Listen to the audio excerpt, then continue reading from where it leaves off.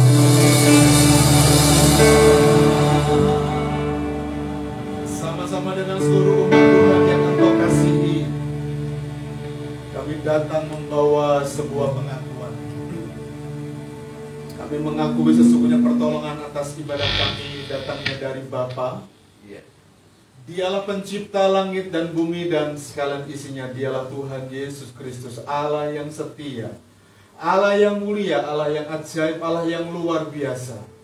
Turunlah berkat sukacita, berkat damai sejahtera dilimpahkan dalam kehidupan kita semua. Saat kita datang beribadah dalam ibadah yang diberkati oleh Tuhan. Di dalam berkat nama Tuhan kami berdoa mengucap syukur. Haleluya. Amin. Silakan duduk Ibu Bapak yang dikasihi oleh Tuhan. Alkitab menjawab dari Amsal 12 ayat 8 sampai dengan ayat yang ke-16. Demikian firman Tuhan. Setiap orang dipuji seimbang dengan akal budinya, tetapi orang yang serong hatinya akan dihina. Lebih baik menjadi orang kecil tetapi bekerja untuk diri sendiri, daripada berlagak orang besar tetapi kekurangan makan. Orang benar memperhatikan hidup hewannya, tetapi belas kasihan orang fasik itu kejam. Siapa mengerjakan tanahnya akan dikenyangkan dengan makanan, tetapi siapa mengejar barang yang sia-sia tidak berakal budi. Orang fasik mengingini jala orang jahat, tetapi akar orang benar mendatangkan hasil. Orang jahat terjerat oleh pelanggaran bibirnya, tetapi orang benar dapat keluar dari kesukaran. Setiap orang dikenyangkan dengan kebaikan oleh karena buah perkataan, dan orang mendapat balasan daripada yang dikerjakan tangannya. Jalan orang bodoh lurus dalam anggapannya sendiri, tetapi siapa mendengarkan nasihat ia bijak. Bodohlah yang mengatakan sakit hatinya seketika itu juga, tetapi bijak yang mengabaikan cemooh. Amin.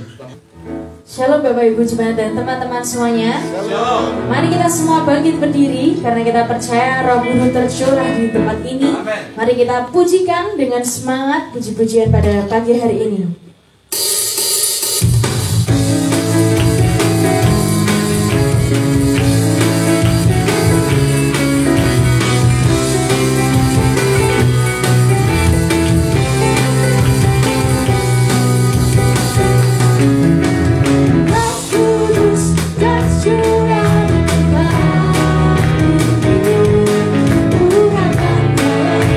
Jauh, memulihkan umatnya.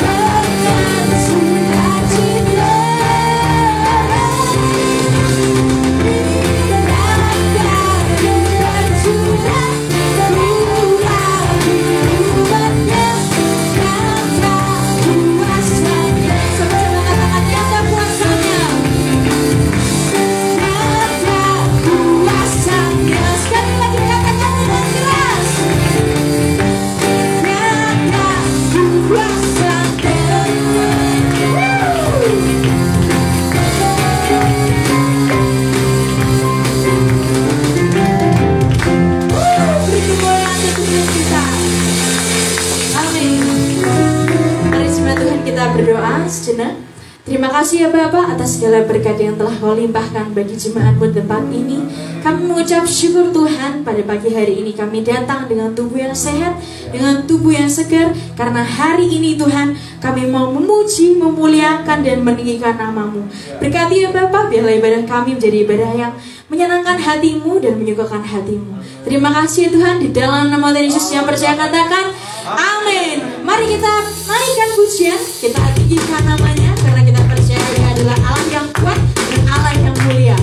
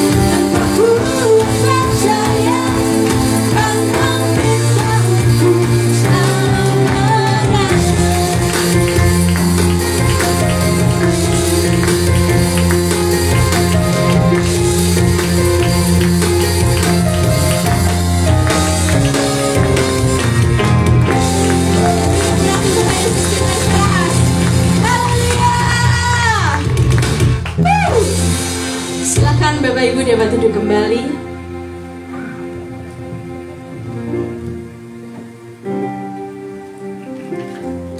Mari Bapak Ibu kita siapkan hati kita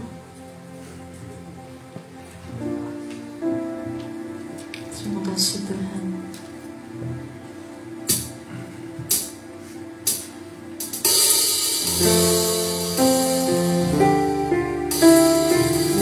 Kami percaya Tuhan, Roh-Mu pada pagi hari ini akan memenuhi setiap kami. Ketika kami penuh dengan Roh-Mu, maka kami sungguh Tuhan. Kami mau menyerahkan seluruh hidup kami dalam tangan Tuhan. Karena kami percaya Tuhan memakai kembali Tuhan.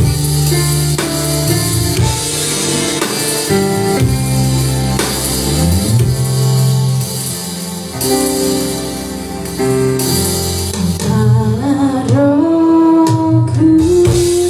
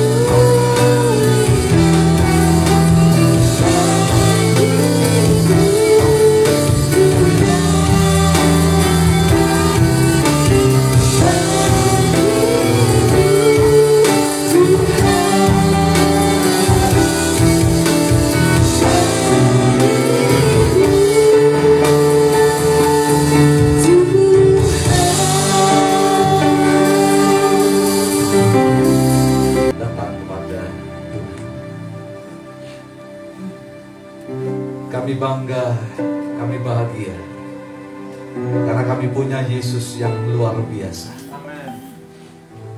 Engkau Allah yang besar, Allah yang benar. Engkau Allah yang kudus dan rela untuk menguduskan umat yang Engkau datang. Lahir di kandang domba Betlehem, mati di atas bukit Kalvari dengan tubuh yang terpecah dan darah yang tercurah, agar kami yang hina boleh menjadi mulia. Kami yang selayaknya untuk menerima hukuman, dan kami beroleh pengampunan dan keselamatan. Dan hari ini kami ada di tempat ini sebagai orang-orang yang dianugerahkan hak yang istimewa sebagai anak-anak Tuhan, sebagai milik kasih Tuhan, sebagai harta kekayaan yang menjadi anugerah yang Tuhan berikan bagi kami. Untuk itu kami tundukkan hati, duduk diam di bawah kaki Tuhan. Hamba berdoa, jadikan setiap tanah hati kami tanah yang baik, agar benih yang ditabur itu akan tumbuh hidup dan berbuah, menjadi benih yang berkemurahan dan berkemenangan. Pakai hambamu yang sederhana ini menjadi alat di tengah pelayan pekerjaan Tuhan untuk pagi hari ini. Terpujilah ya Bapa Tuhan yang kekal, Allah Abraham, Allah Ishak dan Yakub, Allah Adonai Elohim, Tuhan yang kekal, yang mulia, yang kami kenal di dalam Yesus Kristus. Kami menyerahkan pemberitaan firman Tuhan pada pagi hari ini. Ini doa kami kepadamu di dalam nama Yesus. Kita semua yang percaya bersama berkata, amin. Shalom. Shalom. Selamat pagi Bapak Ibu Saudara yang terkasih dalam Tuhan. Satu kebahagiaan sebagai rasa syukur saya kepada Tuhan di dalam Yesus jika hari ini, saat pagi hari ini saya ada di tempat ini, saya berdiri di mimbar ini. Saya tahu itu bukan karena kuat dan gagah saya, tetapi karena anugerah dan kasih setia Tuhan. Amen. Yang kedua, terima kasih untuk hambanya Bapak Pendeta Yeremia Wismanto, segenap pengurus untuk gereja GKI RBC Rehoboth Blessing Community Church yang ada di tempat ini. Saya percaya bahwa anugerah dan kasih Tuhan ada di tengah-tengah gereja Tuhan di tempat ini. Amen, amen. Tidak lupa saya menyampaikan salam dari seluruh keluarga besar Gereja Jemaat Kristen Indonesia, yaitu GKI Bethesda di Ungaran. Kiranya sukacita dan damai Tuhan selalu menyertai kita. Amen. Sekalian, luar biasa untuk tim pujian, musik, semua yang sudah melayani dengan luar biasa. Tuhan memberkati kita. Bapak Ibu Saudara yang terkasih dalam Tuhan, nama saya Nathanael Didi Prianto. Saya mengembalakan di gereja GKI Bethesda baru 33 tahun. Iya. Saya mengajar di Sekolah Tinggi Teologi Sangkakala, ya juga baru 30 tahun. Saya sebagai anggota Forum Kerukunan Umat Beragama FKUB di Kabupaten Semarang baru 17 tahun, mau ke 18 tahun ini. Jadi 3 periode berturut-turut ada hadir dan bersyukur. Tahun 2020 Tuhan memberikan hadiah yang luar biasa dengan doa dan puasa selama kurang lebih pergumulan ini 5 tahun, sehingga pada bulan Oktober tahun 20 pemutihan IMB rumah-rumah ibadah di Kabupaten Semarang, ada kurang lebih 1.300 rumah ibadah diputihkan. Gereja kurang lebih 135, vihara kurang lebih 27, lainnya masjid mendapat pemutihan secara IMB tanpa bayar, gratis melalui kerjasama FKUB dan pemerintah daerah. Dan ini menurut saya hadiah yang luar biasa di hari-hari ini. Ya, Semarang bersyukur mulai bergerak, ya, tetapi baru tahap itu di FKUB. Saya mendorong teman-teman, dorong itu Kemenak, dorong itu untuk wali kota secepatnya untuk tanda tangan. Jangan digantung hanya sebagai laporan FKUB untuk memenuhi data, target, anggaran. Ini harapan saya. Maka saya dorong teman-teman yang sudah dapat untuk rekomendasi FKUB, cepat ditindaklanjuti kepada Kemenak, cepat ditindaklanjuti untuk tanda tangan wali kota agar cepat untuk izin itu keluar. Yaitu sekilas daripada perkenalan saya. Saya dikaruniai seorang istri dan 3 orang anak. Yang nomor 1 sudah menikah, nomor 2 masih kuliah di Unika semester 8, ya, bagian fakultas arsitek, dan nomor 3 adalah juga kuliah di Unika semester 6 teknik pangan, ya, kampusnya sekarang pindah di PSP sana. Ya, itu sedikit perkenalan saya pada pagi hari ini. Sekali lagi terima kasih untuk kesempatan yang boleh diberikan kepada saya untuk ada di tempat ini. Bapak Ibu Saudara yang terkasih di dalam Tuhan Yesus Kristus, satu kali saya ditelepon dengan teman-teman FKUB, yaitu para kiai, ketua, ada sekretaris dan beberapa orang. Itu persis hampir jam 11.15 malam. Jadi jam 11 lebih 15 menit malam. Karena ada persoalan yang ada di Tuntang, di daerah Tuntang. Ceritanya sederhana. Ada pertunjukan yang luar biasa, ada rebana, ada reog, ya, ada juga nyanyian, bahkan kur yang dilaksanakan. Tiba-tiba pas reog ini dimainkan, dan salah satu pemain itu kebetulan dia seorang Kristen, namanya Amin. Jadi dalam bahasanya itu ya, sudah menjadi begitu, naik ke panggung dan ada rebana yang ada tulisan Arab itu diinjak, robek. Dan ternyata itu berdampak kepada sebuah persoalan karena dianggap penistaan agama. Singkatnya, Amin harus dibawa ke balai desa dan ternyata desa tidak bisa menyelesaikannya. Kapolsek, Koramil dituntang dan segenap untuk pengurus yang ada di Tuntang termasuk camat hadir. Dan tidak selesai karena balai desa begitu banyak orang dan mereka menuntut untuk seorang. Amin ini harus diadili bahkan dihukum. Akhirnya FKUB diundang, datang jam 11 lebih seperempat, saya masih ingat. Kami ada 6 orang datang ke lokasi. Benar, kami melihat bagaimana orang begitu banyak sambil berteriak-teriak tanpa kontrol dan mereka menuntut untuk Amin ini diadili. Sampai bapak-bapak dari Koramil, dari Polsek, bahkan pemerintah setempat tidak bisa menyelesaikan. Bahkan juga FKUB, ketua kami berkata, gimana? Apa yang harus kita buat? Sudahlah, serahkan saja biar si Amin ini untuk bisa diadili dan dihukum. Di tengah situasi yang sulit itu, saya keluar sebentar dan di pojok di tempat di balai desa itu saya berdoa kepada Tuhan, berikan hikmat. Apa yang harus kami buat di tengah situasi yang sulit, pilihan yang sulit, hal yang sulit dan berat yang kami harus lakukan. Jujur Tuhan, kami angkat tangan, tidak mampu menyangkalnya. Tapi bagaimana seorang anak Tuhan yang bernama Amin ini, yang mungkin harus diperhadapkan dengan situasi yang berat karena main reog, dan dia harus melakukan sebuah tindakan yang mungkin di bawah sadar dia. Lalu singkatnya Tuhan memberikan hikmat dan diingatkan, coba kamu lihat itu pawangnya, panggil pawangnya. Biasanya reog kita ada pawangnya.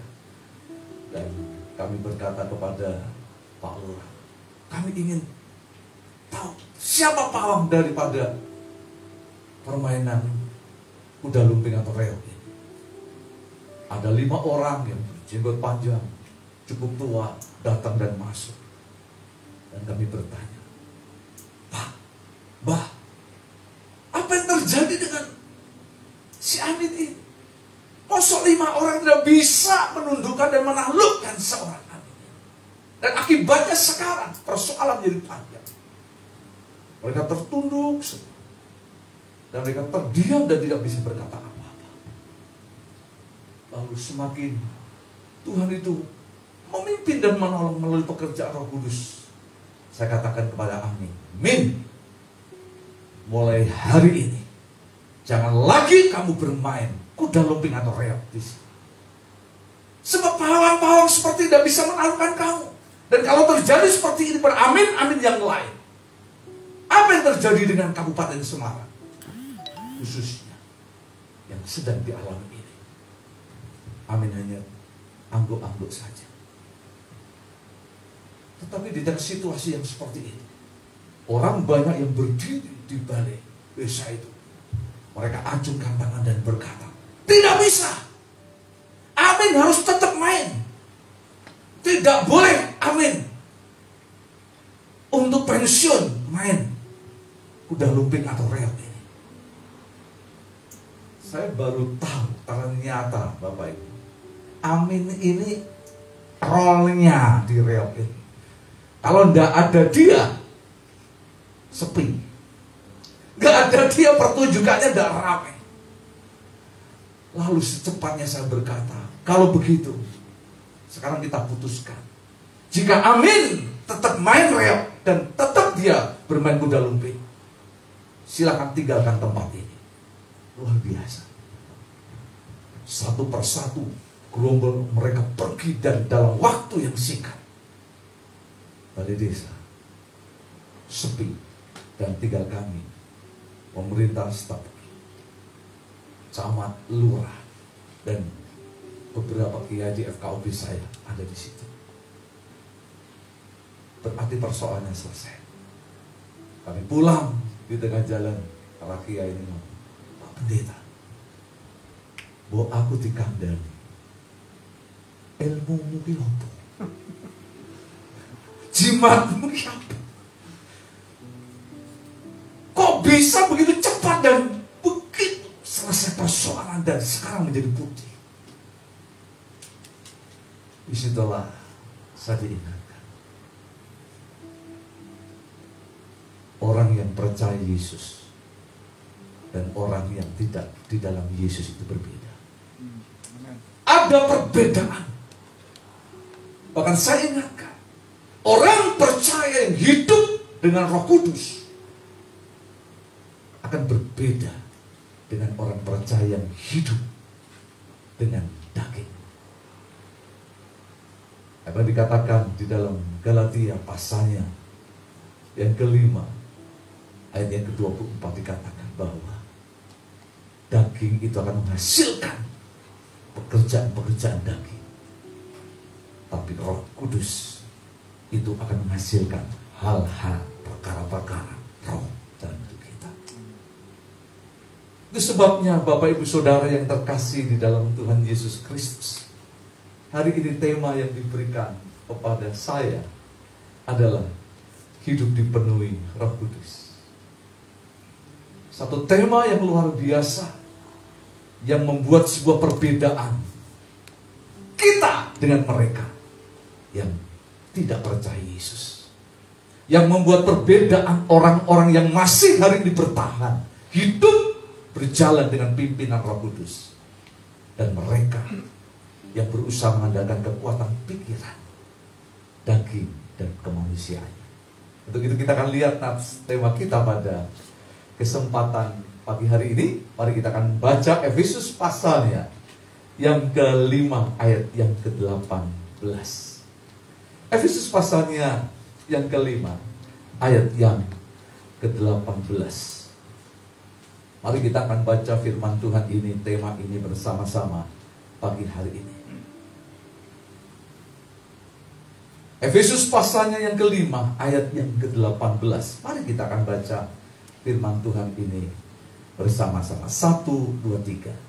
Dan janganlah kamu mabuk oleh anggur, karena anggur menimbulkan hawa nafsu, tetapi hendaklah kamu penuh dengan roh. Bapak Ibu Saudara yang terkasih di dalam Tuhan Yesus Kristus, perikop di dalam Efesus pasalnya yang ke-5 ayat 1 sampai dengan yang ke-20 ini merupakan perikop yang penting. Salah satu surat Paulus yang bicara mengenai sebuah perilaku, etika, sebuah tanggung jawab moral yang seharusnya, yang selayaknya itu dihidupi bagi setiap orang yang percaya Yesus.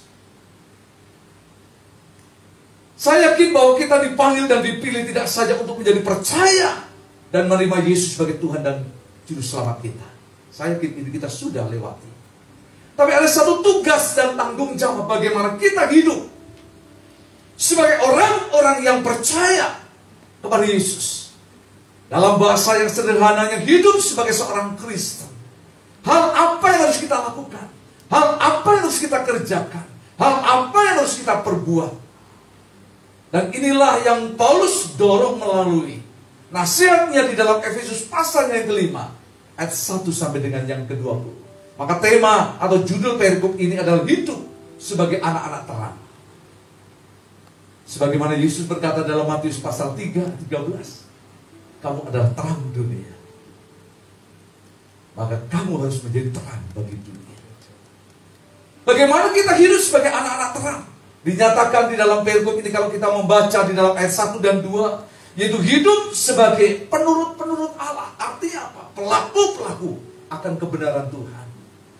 Maka dikatakan hidup sebagai anak-anak kekasih, dalam arti ada ciri Kristus itu yang ada di dalam hidupnya. Bahkan juga dikatakan hidup dalam kasih, dan itu menjadi sebuah ciri yang umum yang seringkali kita boleh lihat perbedaannya di sini dan di sana. Karena di sini ada kasih yang membuat tidak ada lagi perbedaan, tidak ada tinggi, tidak ada rendah, tidak ada rambut lurus, rambut keriting, tidak ada lagi badan gemuk atau kurus. Tapi kita di sini satu di dalam baptisan, satu di dalam iman, satu di dalam kasih, dan satu di dalam pengharapan, yaitu di dalam Kristus. Dan itulah yang ditulis dalam ayat 1 dan 2. Itu sebabnya, karena itu, kalau kita perhatikan, saudara lihat kembali di dalam Efesus pasalnya yang kelima, Paulus menegaskan di dalam ayat yang ke-15, karena itu, sebagai orang-orang yang sebagai penurut akan kebenaran Allah, sebagai anak-anak yang kekasih, sebagai orang-orang yang hidup dalam kasih. Karena itu apa yang harus kita lakukan? Perhatikanlah dengan seksama bagaimana kamu hidup. Supaya kita bisa memperhatikan kita hidup, apa yang kita buat, apa yang kita lakukan. Ada evaluasi dan koreksi. Jangan seperti orang bebal, tetapi seperti orang arif. Maka seharusnya hidup kita menjadi arif, bukan bebal. Bebal itu dalam bahasanya dablek, itu bahasa orang Semarang gitu ya. Tapi bahasa orang Semarang sama dablek ya Pak ya. Ya dablek artinya tahu kebenaran tapi tidak mau melakukan. Dikandani tetap orang buruk. Saya yakin di sini tidak ada, di Ungaran sangat banyak sekali itu yang dablek itu. Lalu ada dalam ayatnya yang ke-16 dikatakan, dan pergunakanlah waktu yang ada, karena hari ini adalah jahat. Mempergunakan waktu dengan baik. Sebelum rembang petang itu datang, mari kita berbenah diri menjadi mempelai-mempelai yang layak dan patut.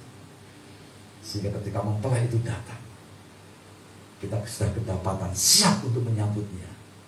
Seperti gadis-gadis yang bijaksana, bukan gadis-gadis yang bodoh. Dalam ayat yang ke-17 dikatakan, sebab itu janganlah kamu bodoh, tetapi usahakanlah supaya kamu mengerti kehendak Allah. Kejar itu apa yang menjadi kehendak Allah. Melalui apa firman-Nya, melalui apa kebenaran yang kita dengar, melalui apa hal-hal yang Tuhan boleh tunjukkan. Melalui firman Tuhan ini, kita belajar semakin mengerti apa yang menjadi kehendak Tuhan dalam hidup kita. Bahkan dikatakan selanjutnya dalam ayat yang ke-18,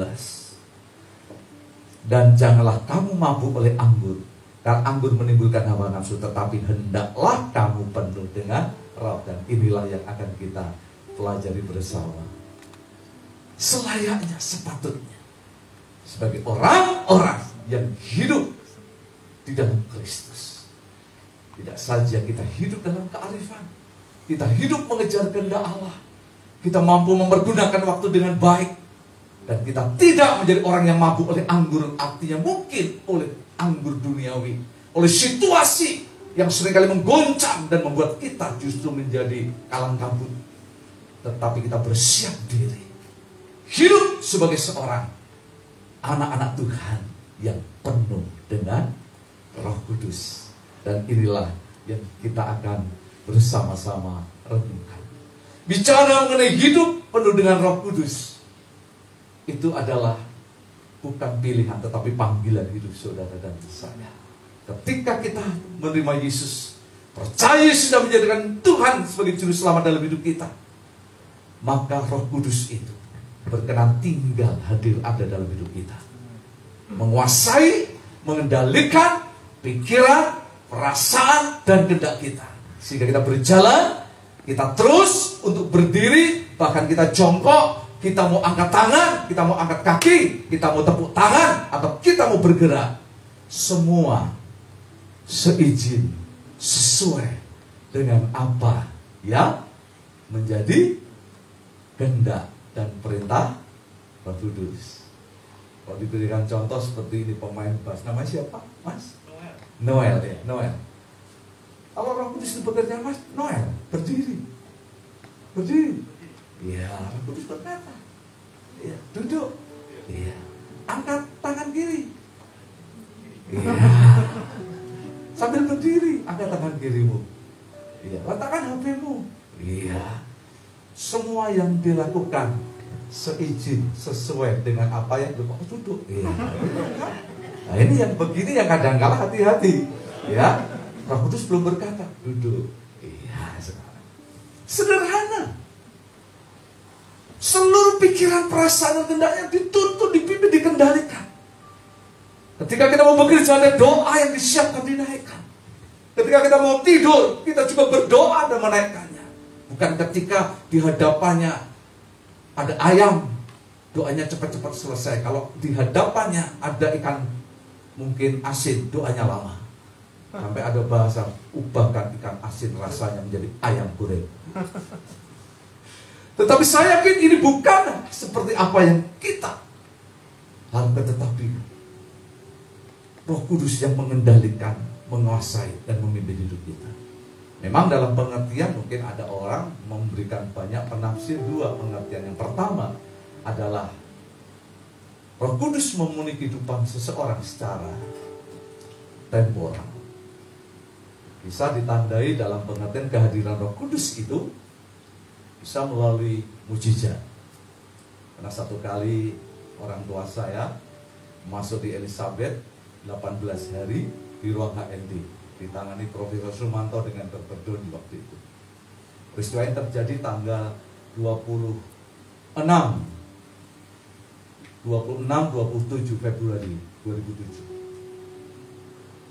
Transfusi darah hampir 37 total. Dr. Doni memanggil keluarga, semua berkata, sudah, tidak ada harapan. HP-nya tinggal 3. Kondisinya tidak sadar, tidak bisa melihat, tidak bisa bicara, tapi bisa mendengar. Badannya bengkak, semua sudah, wah, dikasih kayak kabel-kabel itu, saudara. Lalu keluarga sudah membicarakan mau dikremasi atau dikubur, mau dibawa ke Jakarta atau asalnya di Medan atau akan tetap di Ungaran. Tapi saya melihat mama saya begitu sedih, dan dia berkata, panggil saya dia Mas Didi, sekalipun dia orang Sunda, dia panggil saya Mas. Piye Bapak? Saya katakan, Mah, tidak bisa buat apa-apa. Kita hanya bisa bicara dengan Tuhan. Yuk, kita datang kepada Tuhan. Saya ajak mama saya masuk ke ruang HND sama kedua adik saya. Kebetulan kedua adik saya asal gereja dari GKI Pondok Indah. Mama saya, papa saya asal gerejanya Metodis, orang Protestan semua. Saya diberkati di gereja Metodis Daan Mogot, Jakarta, dengan pendeta Cedi Yunus. Dan kami masuk di sana. Kami nyanyi, adik-adik saya nyanyi pakai lagu-lagu GKI, saya nyanyi lagu-lagu JKI. Mama saya hanya diam dan sambil menangis. Di tengah situasi itu saya lihat darah yang ditransfusi itu yang masuk dan yang keluar tidak berubah. Darahnya tetap merah, encer, dan begitu karena lambungnya bocor. Di tengah situasi itu saya lihat perawat sama dokter itu malah ketawa-ketawa deh yang ini. Karena kita angkat tangan, kita sambil nyembah, dipikir ini kayak dukun yang sedang melakukan sesuatu ritual di ruangan HND itu. Di tengah situasi itu saya masih ingat bagaimana rambut kepala sampai kaki ini ada seperti sesuatu yang hadir dan memberi sebuah kekuatan. Tanpa seperti orang yang di bawah sadar, saya langsung tumpang tangan monitor-monitor itu. Saya berlutut di bawah untuk tempat tidur papa saya itu. Saya tumpang di tangan semua. Dan tiba-tiba papa saya berkata, dia panggil istri saya, Nak, Ina, tengking. Ini bahasa saya masih tidak percaya.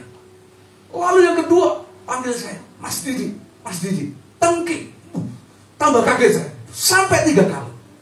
Papa saya berkata, tengking. Dia orang Metodis, orang Protestan, tidak ngerti istilah tengking. Ya apa, saudara? Tapi dari situ saya tangkap Tuhan hadir dan Tuhan luar biasa berkarya. Langsung saya dibisikkan di telinga Papa, Yesus hidup, dan Yesus yang sudah hidup itu menghidupkan dan menguatkan hidup. Saya masih ingat persis jam 11:04 pendarahan itu berhenti. HP naik 5. Saya tunggu di ruang tunggu, saya pantau terus jam 5 pagi. Habis sudah 11. Dan esoknya hari tanggal 27. Habis sudah di atas 15 sehingga dia bisa di endoskopi. Hari ini Tuhan kasih bonus 2007 ini 2022.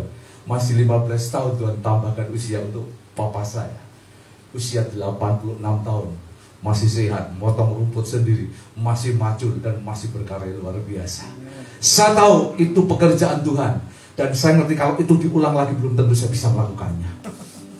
Tetapi saya percaya Roh Kudus waktu itu hadir dan memenuhi secara temporal. Tidak hanya itu, bisa ditandai juga dengan karunia-karunia. Ada banyak mungkin kita memiliki hal itu dan itu bisa muncul sewaktu-waktu. Dan sebagai tanda Tuhan hadir melalui pekerjaan Roh-Nya. Tetapi juga pengertian dipenuhi Roh Kudus bisa secara permanen. Artinya apa? Kata yang dipakai di dalam Efesus 5 ayat 18 itu dipakai kata present tense, imperatif. Dalam pengertian sebuah perintah dari Tuhan yang harus dilakukan, dialami secara terus menerus. Tidak bisa berkata hari ini saya mau hidup benar di hadapan Tuhan dan 5 menit berikutnya Tuhan, aku tidak mau hidup benar. Tapi bagaimana kita dari detik, menit, jam yang kita jalani, kita sadar ada pimpinan Roh Kudus, ada pekerjaan Roh Kudus yang ada dalam hidup kita. Dan itu yang akan terus memenuhi pikiran, perasaan, dan kehendak kita. Maka hal yang kita harus sadari bahwa pekerjaan Roh Kudus melalui pemenuhan dalam hidup kita itu harus terus-menerus continue ada dalam kehidupan kita. Bukan ketika ada uang abang sayang, bukan ketika ada uang abang ditendang, bukan ketika sedang jatuh cinta berkata I love you, baru berubah hari berkata I do fuck you. Tetapi ada sesuatu yang terus membangun, menumbuhkan. Maka kalau kita mau jujur, Roh itu bekerja dalam kehidupan kita. Ada sedikit kesalahan, ada pelanggaran, ada dosa, sesuatu yang tidak damai, tidak tenang dalam hidup kita. Namun yang seringkali kita tetap melanggar, kan? Karena kita berpikir, tidak apa-apa sekarang dosa, nanti minta ampun lagi. Tidak apa-apa, toh Tuhan Maha Pengampun. Paulus berkata, jangan sekali-kali gunakan kemerdekaan kita untuk berbuat dosa dan melakukan sebuah pelanggaran. Tapi yang kita mau, kita akan lakukan, biarlah pemenuhan Roh Kudus dalam kehidupan kita itu secara permanen yang terus-menerus. Ketika tidur, Roh Kudus memenuhi kita. Ketika kita bangun, Roh Kudus memenuhi kita. Dimanapun kita berada, di tengah situasi apapun, di tengah kondisi keberadaan apapun, tantangan yang sedang kita hadapi, kondisi sehat atau sakit, kondisi dalam berkat ataupun dalam pergumulan, Roh Kudus itu tetap ada dan bekerja dalam hidup kita, menuntun dan memenuhi hidup kita. Untuk itu, pada kesempatan ini mari kita akan melihat bagaimana orang percaya yang dipenuhi Roh Kudus itu akan terlihat dalam kehidupan sehari-hari. Kita percaya bahwa hidup di dalam kepenuhan Roh Kudus itu akan menghasilkan buah-buah kehidupan yang luar biasa. Secara khusus pastinya buah roh. Galatia pasal 5 ayat 22-23. Ada 9 buah roh itu. Dia mau memenuhi kehidupan kita jika Roh Kudus itu bekerja secara permanen dan terus-menerus ada dalam kehidupan kita. Kalau secara temporal ya mungkin hanya karunia roh itu.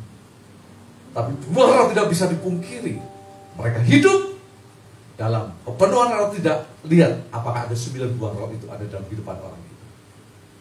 Dan ini yang menjadi tanda dan ciri dalam kehidupannya. Untuk itu kita akan melihat ada banyak ciri, tetapi saya akan sampaikan dengan cepat 3 ciri saja. Yang pertama, orang yang dipenuhi Roh Kudus itu akan memiliki keberanian untuk bersaksi akan Kristus. Saya melihat sebuah contoh dalam Kisah pasal 2 ayat yang ke-14. Coba kita akan baca Kisah Rasul 2 ayat yang ke-14. Apa yang terjadi dengan Paulus, Yohanes, dan teman-teman yang ada. Ini terjadi setelah Yesus bangkit dan naik ke surga. Kita bisa melihat bagaimana ketika Petrus hadir dalam penyaliban Yesus. Bagaimana Petrus pernah menyangkal Yesus 3 kali karena takut disebut sebagai pengikut Yesus. Bahkan takut disebut sebagai orang-orang yang mengabarkan akan terang dunia, yaitu kehadiran Yesus.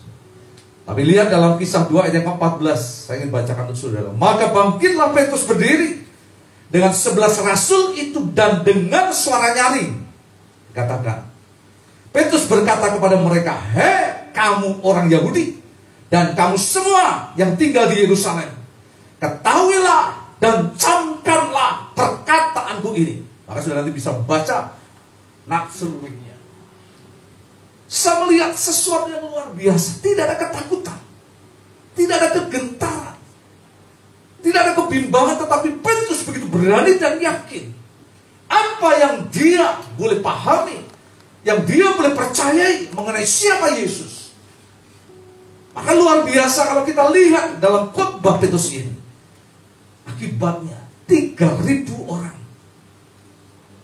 menerima Yesus dan dibaptis. Luar biasa. Bukan karena Petrus bisa bicara, bukan Petrus pandai bicara, bukan ada keberanian. Bagaimana Petrus bersaksi, itu bukan karena kekuatannya, tetapi karena Roh Kudus yang memenuhi apa yang menjadi kehidupan Petrus. Bahkan dalam Kisah pasal 3 ayat 6 sampai dengan yang ke-8, bagaimana Petrus menyembuhkan seorang laki-laki yang lumpuh di pintu bait Allah. Mas perak ku tak punya, tapi Yesus orang Nazaret itu aku punya. Di dalam nama Yesus bangkit dan berjalanlah, dan orang itu bangkit dan akhirnya melonjak-lonjak. Semua orang heran dan melihat dan takjub. Bahkan yang luar biasa kalau kita baca Kisah 4 ayat 8 sampai dengan yang ke-12, demikian firman Tuhan. Kisah Rasul 4 ayat 8 sampai dengan yang ke-12. Apa yang dikatakan oleh Petrus bagian ini? Maka jawab Petrus penuh dengan Roh Kudus, kuncinya di sini. Hai pemimpin umat dan tua-tua, jika kami sekarang harus diperiksa karena suatu kebajikan, kalau seorang sakit dan harus menerangkan dengan kuasa manakah orang itu disembuhkan, maka ketahuilah oleh kamu sekalian dan oleh seluruh umat Israel, bahwa dalam nama Yesus Kristus orang Nazaret yang telah kamu salibkan, tetapi yang telah dibangkitkan Allah dari antara orang mati, bahwa oleh Yesus itulah orang ini berdiri sehat sekarang di depan kamu. Yesus adalah batu yang dibuang oleh tukang-tukang bangunan, yaitu kamu sendiri, namun ia telah menjadi batu penjuru. Ayat 12, baca bersama. Dan keselamatan tidak ada di dalam siapapun juga selain di dalam Dia, yaitu Yesus, yang di bawah kolong langit ini. Tidak ada nama lain yang diberikan manusia kepada manusia yang olehnya kita dapat diselamatkan. Ketika Roh Kudus memenuhi hidup Petrus, keberanian untuk bersaksi akan Yesus hadir ada dalam hidup. Saya masih ingat tahun 2013, kami pernah dihadapkan dengan sebuah persoalan. Kami ada acara Natal di kota Ungaran itu, Natal disebut Natal Kota, itu jam 4 pagi. Jadi jam 4 pagi itu sudah jadi sebuah agenda gereja seluruh kota Ungaran untuk ibadah di lapangan secara terbuka jam 4 pagi dari tahun 2000. Kami adakan sudah sekian tahun, 12 tahun ya, masuk tahun ke-13, tiba-tiba muncul sebuah isu dihembuskan satu ormas. Ada dengan tulisan halaman masjid dibuat Natal. Geger saudara, karena itu lewat media sosial dan sebagainya. Padahal sebelum masjid berdiri, Masjid Agung Ungaran itu, Masjid Mabrur itu berdiri, kami sudah ada tahun 2000 Natal. Baru masjid itu ada 2016. Dan kebetulan di halaman depannya itu bukan halaman masjid, itu fasilitas umum, enggak. Tapi letaknya di depan masjid dan dibuat isu itu muncul. Luar biasa terjadi. Hingga sampai pada satu kali ketua panitia pun masuk rumah sakit. Teman-teman pada mundur dari kepanitiaan. Ada sesuatu yang sulit. Dan situasi itu saya tetap percaya bahwa Tuhan hadir dan Roh Kudus itu ada. Malam saya di lapangan, saya bersyukur karena teman-teman dari NU, dari Muhammadiyah sangat simpati dan mereka mendukung. Dan ada satu orang datang, mungkin mereka dari kelompok ormas itu. Siapa yang tanggung jawab untuk ibadah besok? Saya. Apakah besok tetap diadakan? Tetap diadakan. Izin tetap kami pegang. Berani tanggung jawab kalau ada sesuatu yang terjadi. Itu urusan kalian. Tetapi kami tetap akan berjalan. Luar biasa, baru tahun itu ibadah Natal dijaga hampir 750 orang. Dan yang luar biasa, mereka hadir jam 4 pagi tanpa ada rasa tekan. Mereka tidak tahu persoalannya. Tetap bawa anak-anak semua akan ada di situ. Dan akhirnya kami baru tahu, baru Natal kali ini dihadiri oleh begitu banyak orang, keamanan, TNI, Polri, dan mereka dengar firman Tuhan. Dahsyat dan luar biasa. Pengkhotbah tetap luar biasa. Injil diberitakan dan kami panitia kumpul. Akhirnya mereka berkata, Tuhan ampuni. Kemarin kami takut. Sampai ada yang mundur dari kepanitiaan, ada yang masuk rumah sakit. Tapi hari ini kami tahu Roh Kudus yang menyertai kami lebih besar daripada roh yang lain. Dan roh itu yang membuat kesaksian dan firman itu diberitakan. Dan baru kali di sejarah pemberitaan firman secara dahsyat dilangsungkan. Dan saya yakin aturan firman itu hidup sampai hari ini. Kami baru berhenti untuk Natal ini COVID ini 3 tahun ini berhenti tidak ada Natal kota. Tapi itu menjadi sebuah doa kita di Ungaran setiap jam 4 pagi. Bahkan sejak peristiwa itu akhirnya sekarang kami diberi fasilitas yang lebih gede. Alun-alun yang baru, kalau Bapak Ibu pernah ke Ungaran, di alun-alun Kalirejo Bung Karno itu gede itu semua. Dan kami bisa menikmati sampai hari ini. Dan setiap tanggal 25 Desember firman itu diberitakan sedemikian rupa. Dan saya tahu itu adalah pekerjaan Roh Kudus ada dalam hidup kita. Roh Kudus memberikan keberanian untuk kita memberitakan akan Injil, akan Tuhan. Yang kedua, memiliki kemampuan Roh Kudus ketika memenuhi hidup kita akan membuat kita memiliki kemampuan untuk bisa mendoakan, bahkan mengampuni orang yang bersalah kepada kita. Ini luar biasa. Saya melihat dalam kisah yang terjadi dalam Stefanus. Coba kita akan lihat kisah pasal 6. Kisah Rasul pasal 6. Saya melihat ini sesuatu yang luar biasa. Ingin bacakan untuk saudara. Mulai ayat Kisah para Rasul pasalnya yang ke-6.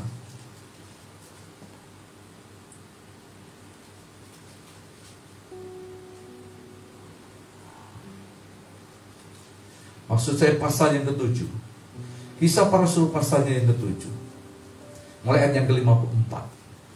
Ketika anggota-anggota mahkamah agama itu mendengar semuanya itu, sangat tertusuk hati mereka. Maka mereka menyambutnya dengan gertakan gigi. Tetapi Stefanus yang penuh dengan Roh Kudus menatap ke langit, lalu melihat kemuliaan Allah dan Yesus berdiri di sebelah kanan Allah. Lalu katanya, sungguh aku melihat langit terbuka dan anak manusia berdiri di tengah sebelah kanan Allah. Maka berteriak-teriaklah mereka dan sambil menutup telinga serentak menyerbu dia. Mereka menyeret dia keluar kota, lalu melemparinya. Dan saksi-saksi meletakkan jubah mereka di depan kaki seorang muda yang bernama Saulus, sekarang Paulus. Sedang mereka melempari Stefanus, berdoa katanya, ya Tuhan Yesus, terimalah rohku. Sambil berlutut ia berseru dengan suara nyaring, Tuhan janganlah tanggungkan dosa ini kepada mereka. Dan mereka berkata, dengan perkataan itu meninggallah Stefanus. Apa yang terjadi pada Stefanus persis seperti apa yang dialami oleh Yesus. Ampunilah mereka karena tidak tahu apa yang mereka perbuat. Stefanus berkata, jangan tanggungkan dosa dan pelanggaran itu kepada mereka. Apa yang dialami? Disiksa, bahkan dianiaya, bahkan akhirnya dia mati. Tetapi saya yakin hanya orang yang dikatakan penuh dengan Roh Kudus, orang yang hidupnya dipenuhi Roh Kudus, Dia mampu dan bisa menjadi seperti seorang Stefanus. Berserah kepada Tuhan apa yang terjadi dalam hidupnya. Tetapi juga dia mampu berdoa dan mengampuni akan kesalahan dan dosa orang yang menyakiti. Ini sederhana tetapi sulit. Ada banyak kadang-kadang kita bisa memuji Tuhan, bisa melayani Tuhan. Tapi berapa banyak kita bisa mengampuni orang yang bersalah kepada kita. Ya saya bisalah ngampuni dia. Kalau dia ya minta maaf dulu pada saya. Dia siapa? Saya ini siapa? Masa saya harus mengampuni dia? Jelas dia yang bersalah. Bahkan ada yang berkata, sampai nanti kalau ketemu di surga, dan tidak masuk akal, saudara. Ya, di dunia aja belum selesai, masa mau di surga, kan? Karena saya tahu kalau kita tidak bisa mengampuni, jangan-jangan Roh Kudus tidak ada dalam hidup kita. Saya sering melayani beberapa kasus jemaat. Seorang bapak koma 2 kali 24 jam hanya dengan ngorok. Saya pulang dari ngajar sangkakala. Saya dapat berita itu, saya sedih. Jam 12 malam saya datang ke rumah itu. Bapak itu sambil berbaring. Sudah 24 jam lebih. Dua kali 24 jam lebih. Masih mau saya katakan, ada sesuatu yang gak beres. Saya ajak anak-anaknya untuk berdoa dan gandeng tangan. Pun bicara sederhana. Baik. Lalu saya katakan kepada anaknya, bapakmu ini masih ada sesuatu. Coba kamu jujur. Lalu dia cerita, satu pak, adiknya. Sampai bapak berkata, ini bukan urusanmu, ini urusanmu. Jangan ikut-ikutan, ini tak atasi aku sendiri. Biasa urusan warisan, urusan yang lain itu menjadi persoalan. Tolong bisikkan nama itu kepada telinga bapak dan katakan, Pak, ampuni dia. Pak, ampuni dia. Luar biasa. Saya pulang 5 menit 10 menit lah dari tempat ini ke rumah. Baru mau masuk rumah dapat telepon, Pak, bapak sudah pulang. Sudah tahu ketika dibisiki air mata ini mengalir. Dan saya bersyukur sebelum dia tutup mata, pengampunan itu telah diberikan dalam hidupnya. Sini sederhana. Tanda ciri Roh Kudus itu memenuhi hidup kita. Tidak kita punya keberanian untuk bersaksi akan Kristus, tetapi berani untuk membayar, memberikan pengampunan kepada siapapun. Beberapa kali saya melayani hal yang seperti ini. Sederhana, pengampunan. Tapi itu membuat justru pintu itu menjadi sempit. Mari buka hati kita. Izinkan Roh Kudus memenuhi hidup kita. Ketika kita membuka hati juga untuk memberikan pengampunan buat mereka. Yang ketiga, yang terakhir, ciri yang berikutnya, memiliki kerinduan untuk hidup selalu dipimpin Roh Kudus. Ya, saya percaya apa yang dikatakan Galatia 5 ayat yang ke-25. Coba kita akan baca. Galatia 5 ayat yang ke-25, firman Tuhan berkata demikian. Galatia 5 ayat yang ke-25, firman Tuhan berkata demikian. Jikalau kita hidup oleh Roh, baiklah hidup kita juga dipimpin oleh Roh.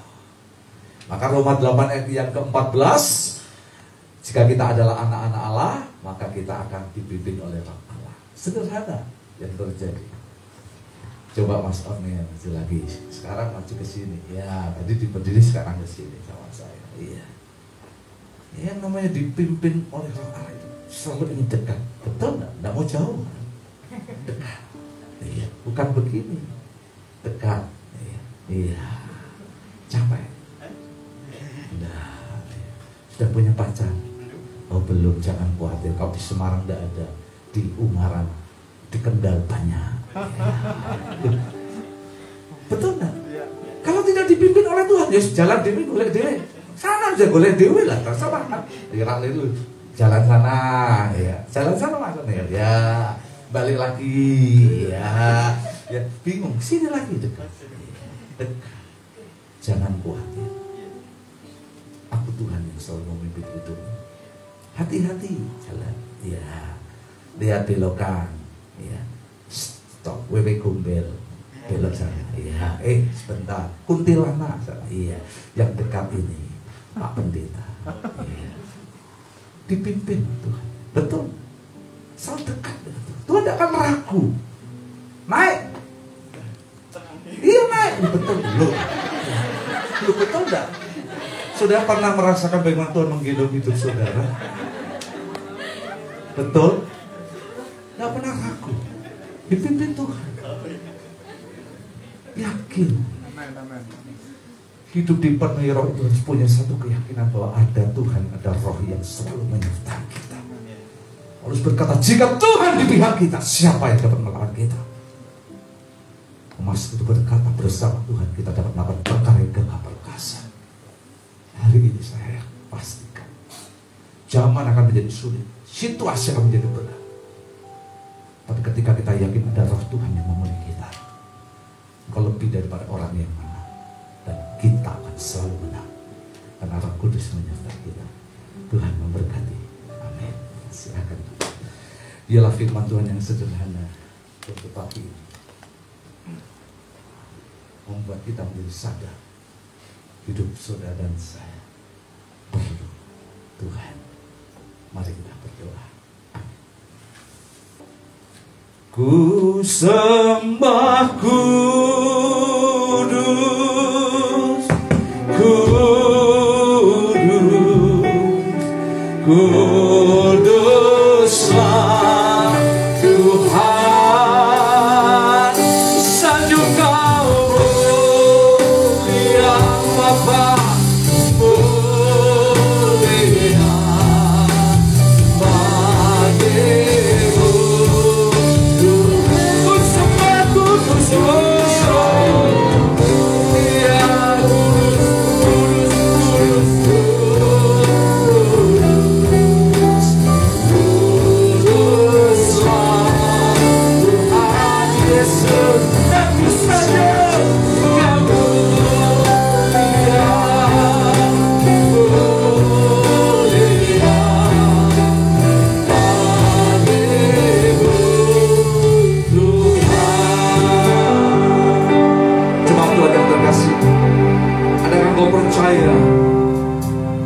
kasih Tuhan membuat kita ada di tempat ini. Dan kasihnya itulah yang membuat ketika dia naik ke surga, yang memberikan dan memutus Roh Kudusnya untuk ada dalam dunia, supaya kita tidak menjadi yatim dan piatu untuk berjalan dengan kekuatan menghadapi dunia ini. Tapi penyertaan dan pembelaan Roh itu yang membuat kita hidup sampai hari ini. Saya berdoa biarlah setiap kita semua pulang di tempat ini, kau percaya kau tidak menjadi sendiri. Dalam doamu, dalam pergumulanmu, dalam setiap pengharapanmu, ada Roh Kudus yang tinggal dan menuntun dan memimpin hidup kita. Dengan lembut dan hati yang menyembah, kita katakan bersama, ku sembah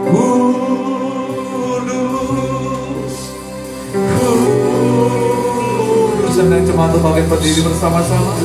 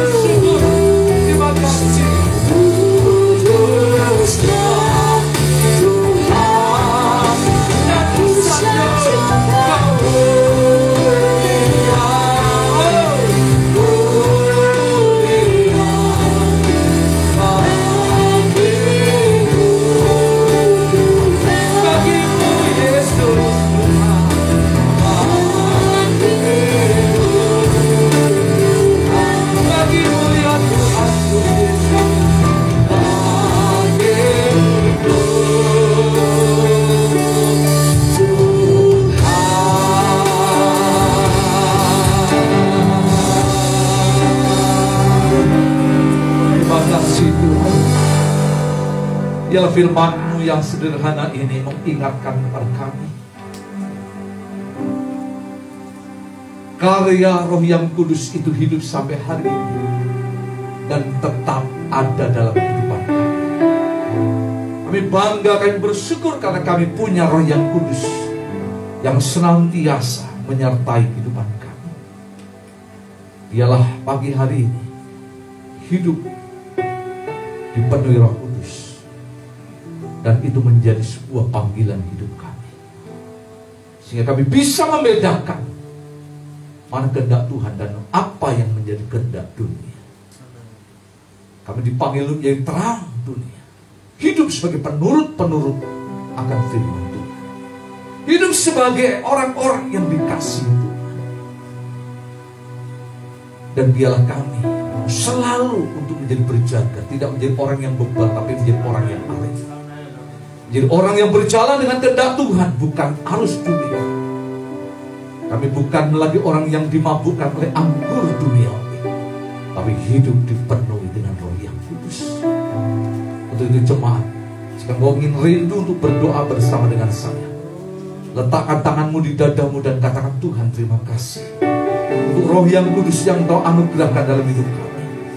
Kiranya pagi hari ini firman yang sederhana ini menuntun kami, membuat kami untuk melihat terang Tuhan yang datang dalam hidup kami, sehingga kami beroleh kemenangan bukan kekalahan, keuntungan bukan kerugian, dan kami melihat hal yang baik datang dalam kehidupan kami, yang lemah menjadi kuat, yang sakit disembuhkan.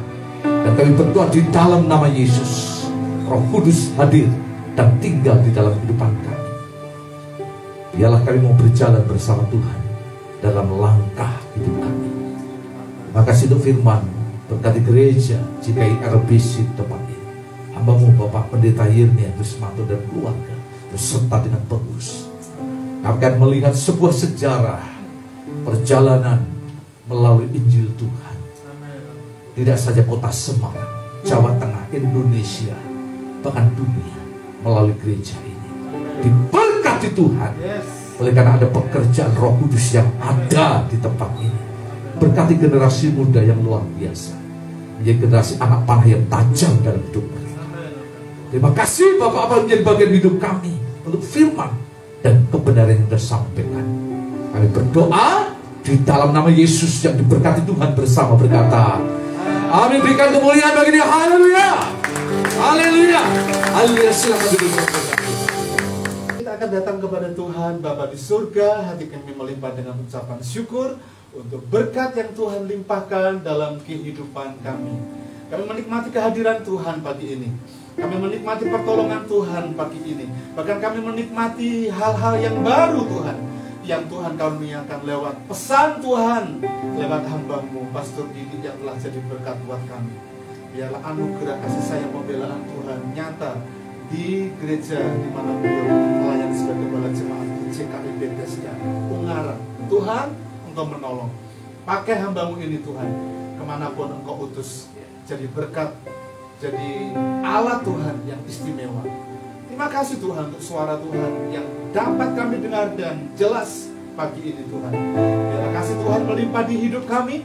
Biarlah kasih Tuhan itu memampukan kami untuk kami boleh melihat bersama-sama kemurahan Tuhan demi kemurahan Tuhan di jalan hidup yang kami lalui. Berkati pekerjaan kami, berkati rumah tangga kami, berkati studi anak kami, studi kami, cucu yang Tuhan karuniakan kepada kami. Biar Engkau limpahkan sesuatu yang ajaib dalam kehidupan kami bersama-sama di komunitas kami di RBC, ataupun Tuhan bersama-sama dengan keluarga kami masing-masing dalam pekerjaan bisnis yang Tuhan karuniakan kepada kami. Bapa, mampukan kami semua sehingga kami tetap seturut sejalan apa yang menjadi kemauan dan kehendak Allah. Karena ada banyak hal yang kami akan dapat lalui bersama-sama. Kekuatan melimpah, kesehatan itu menjadi bagian milik kami semua. Bahkan kami boleh melihat rencana Tuhan yang ajaib bersama-sama dalam keluarga besar GKI RBC. Tuhan, kami berdoa Tuhan untuk tanah Semarang Indah yang kami proses balik nama untuk kami tunggu. Kami minta kepada Engkau Dalam nama Tuhan Yesus Kristus, Tuhan menolong, Tuhan campur tangan semua pihak yang menanganinya. Kami ingin dengar Tuhan sesuatu yang ajaib itu terjadi di bulan Mei ini Tuhan. Kami minta dalam nama Yesus, Tuhan menolong, Tuhan turut campur tangan. Bahkan seluruh persiapan pembangunan, terima kasih Engkau memberkati panitia, Engkau memberkati kami semua untuk mempersiapkan gereja ini Tuhan berdiri, untuk kami boleh bersama-sama beribadah bersama-sama. Bahkan gereja ini menjadi base camp kami untuk kami menghadirkan kerajaan Allah di muka bumi ini.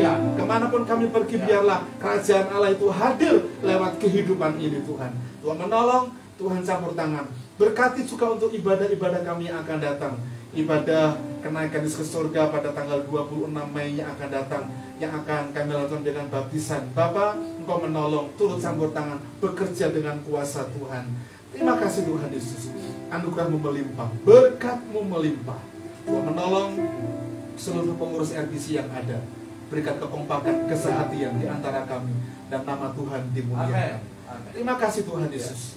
Berkati teman-teman properti Tuhan, WL Singer, pemusik yang ada. Demikian juga untuk petugas multimedia, doorkeeper, Tuhan berkati mereka. Kami berdoa biarlah kasih Tuhan menaungi kami semua, dan kami mulai melihat kemurahan Tuhan dicurahkan kepada kami semua, dan kami menikmati pelayanan kami, karena kami melayani dengan rasa cinta kami kepada Engkau Tuhan. Terima kasih Bapa di surga, berkat Tuhan melimpah atas kehidupan kami. Selesai ibadah ini pun kami akan merayakan kebersamaan kami dengan minum teh dan juga minum kopi dan menikmati hidangan yang disiapkan. Kami berdoa biarlah kebersamaan kami akan terus di dalam Tuhan. Kami ikat dalam satu kasih persaudaraan, akan nama Tuhan dimuliakan dalam kehidupan kami. Terpujilah Engkau Bapa yang baik, Bapa yang mulia. Kami mengucap syukur, kami mengucap syukur. Terpujilah Engkau Tuhan Yesus Kristus. Terima kasih. Sebentar kami akan pulang meninggalkan ibadah ini, menuju ke rumah kami masing-masing, menuju ke aktivitas kami masing-masing. Biarlah berkat Tuhan melimpah atas kehidupan kami. Kami juga mengingat untuk Ibu Selamat Tuhan, yang pada beberapa hari yang lalu harus dirawat di Columbia Hospital. Kami bersyukur Engkau menjamah menyembuhkan beliau Tuhan, sehingga telah pulang dari Columbia Hospital. Dan kami doakan untuk recovery dari kesembuhan beliau Tuhan. Ibu Selamat, Tuhan tolong jamah dengan kuasa Tuhan, jamah dengan kuasa Tuhan. Terima kasih. Bapak Ibu yang dikasihi Tuhan, mari kita angkat kedua belah tangan kita. Pandanglah Dia sumber berkat itu, Bapa yang baik, Bapa yang tidak pernah berubah kasih-Nya, kuasanya kebaikan dalam kehidupan kita. Dan pulanglah Engkau membawa berkat Allah, berkat yang datang dari Bapa dan dari Tuhan Yesus Kristus, persekutuan dalam Allah Roh Kudus, yang senantiasa mencurahkan berkat kepada kita semua. Tuhan memberkati engkau dan melindungi engkau. Tuhan menghadapkan wajah-Nya yang kudus kepadamu, dan seraya memberikan berkat sukacita, berkat damai sejahtera dilimpahkan dalam kehidupan kita semua. Engkau akan menjadi kepala dan bukan ekor, dan hidupmu akan mengalami progres naik terus dan tidak pernah turun. Engkau akan mengalami keterberkatan, bahkan berkat Allah itu akan terus mengalir dalam kehidupanmu, dalam rumah tanggamu, dalam pekerjaan yang engkau kerjakan. Seperti pohon yang ditanam di tepi alun yang menghasilkan buah, demikianlah hidupmu diberkati oleh Tuhan dari sejak pagi ini, besok, bahkan sampai kepada Maranatha, Kristus Yesus datang kedua kali menjemput kita semua. Di dalam berkat nama Tuhan Yesus kami berdoa mengucap syukur. Yang percaya katakan sama-sama, amin.